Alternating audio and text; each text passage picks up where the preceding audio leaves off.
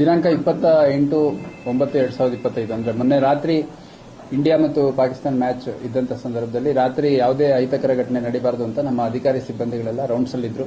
ಕೆಲವು ಪಿಕೆಟ್ಗಳನ್ನ ಬ್ಯಾರಿಕೇಡ್ಗಳನ್ನ ಇಂಪಾರ್ಟೆಂಟ್ ಜಾಗದಲ್ಲಿ ಹಾಕಲಾಗಿತ್ತು.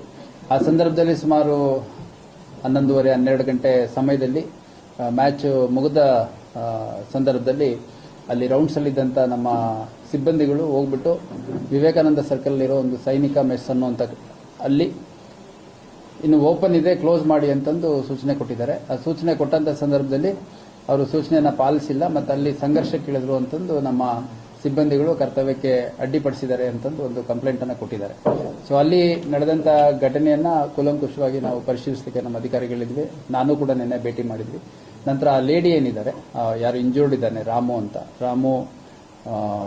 ನಿಪ್ಪಾಣಿ ಅನ್ನುವಂಥವ್ರು ಮಾಜಿ ಸೈನಿಕರು ಇದ್ದಾರೆ. ಅವರ ಶ್ರೀಮತಿಯವರು ಕೊಟ್ಟ ಕಂಪ್ಲೇಂಟ್ ಮೇಲೆ ಒಂದು ಪ್ರಕರಣವನ್ನು ದಾಖಲು ಮಾಡಿಕೊಂಡಿದ್ದೇವೆ. ಅದರಲ್ಲಿ ನಮ್ಮ ಇಬ್ಬರು ಸಿಬ್ಬಂದಿಗಳು ಅನುಚಿತವಾಗಿ ವರ್ತನೆ ಮಾಡಿರುವಂಥದ್ದು ಮತ್ತೆ ನಿಯಮ ಬಾಹಿರವಾಗಿ ಕಾನೂನು ಬಾಹಿರವಾಗಿ ಆ ವ್ಯಕ್ತಿ ಮೇಲೆ ಹಲ್ಲೆ ಮಾಡಿರುವಂಥದ್ದು ನಮಗೆ ತನಿಖೆಯಲ್ಲಿ ಕಂಡು ಬಂದ ಹಿನ್ನೆಲೆಯಲ್ಲಿ ಅವರಿಬ್ಬರ ಮೇಲೆ ಇನಿಷಿಯಲಿ ಎನ್ಕ್ವೈರಿನ ಪೆಂಡಿಂಗ್ ಇಟ್ಟು ಸಸ್ಪೆನ್ಷನ್ ಮಾಡಲಾಗಿತ್ತು. ಅದಾದ ನಂತರ ತನಿಖೆಯಲ್ಲಿ ಅವರ ಒಂದು ನಡವಳಿಕೆ ಏನಿದೆ ಅದು ಅಫೆನ್ಸ್ ಅಂತ ಕಾನ್ಸ್ಟಿಟ್ಯೂಟ್ ಆಗಿರೋದ್ರಿಂದ ಮತ್ತೆ ಆ ಲೇಡಿ ಕೊಟ್ಟಿರೋ ಕಂಪ್ಲೇಂಟ್ ಏನಿದೆ ಆ ಕಂಪ್ಲೇಂಟ್ ಅಲ್ಲಿ ನಮ್ಮ ತನಿಖೆಯಲ್ಲಿ ಇರುವಂತಹ ವಿಷಯಗಳು ತನಿಖೆಯಲ್ಲಿ ಕಂಡು ಬಂದದರ ಹಿನ್ನೆಲೆಯಲ್ಲಿ ಇಬ್ಬರು ಸಿಬ್ಬಂದಿಗಳು ASI ವಿದ್ಯಾನಂದ್ ಸುಬೇದಾರ್ ಮತ್ತು PC ರಾಚಪ್ಪ ಕಣಬೂರ್ ಅನ್ನೋಂಥವ್ರನ್ನ ನಾವು ವಶಕ್ಕೆ ತಗೊಂಡು ವಿಚಾರಣೆಗೆ ಒಳಪಡಿಸಿ ಅವ್ರನ್ನ ದಸ್ತಗಿರಿ ಮಾಡಿ ನ್ಯಾಯಾಲಯದ ಮುಂದೆ ಹಾಜರು ಮಾಡಿದ್ದೇವೆ. ನ್ಯಾಯಾಂಗ ಬಂಧನವನ್ನು ಕೋರ್ಟ್ ಆದೇಶ ಮಾಡಿದೆ. ಆ ಪ್ರಕಾರ ನಡೆಕೊಳ್ಳಲಾಗುತ್ತೆ. ಅದೇ ರೀತಿ ನಮ್ಮ ಸಿಬ್ಬಂದಿ ಕೊಟ್ಟ ಒಂದು ಕಂಪ್ಲೇಂಟ್ ಕರ್ತವ್ಯಕ್ಕೆ ಅಡ್ಡಿಪಡಿಸಿದ್ರು. ಮತ್ತೆ ಅದರಲ್ಲಿ ಒಬ್ಬ ಸಿಬ್ಬಂದಿ ರಾಚಪ್ಪ ಕಣಬೂರ್ ಅನ್ನುವಂಥ ಒಬ್ಬ ವ್ಯಕ್ತಿಗೆ ಅವರು ರಾಮು ನಿಪಾಣಿ ಅವರು ಹಲ್ಲೆ ಮಾಡಿದ್ರಿಂದ ಅವ್ರಿಗೂ ಕೂಡ ಇಂಜುರಿ ಆಗಿದೆ ಅಂತ ಅವರು ಒಂದು ಕಂಪ್ಲೇಂಟ್ ಕೊಟ್ಟಿದ್ದಾರೆ. ಅದು ಕೂಡ FIR ಮಾಡ್ಕೊಂಡಿದ್ದೀವಿ.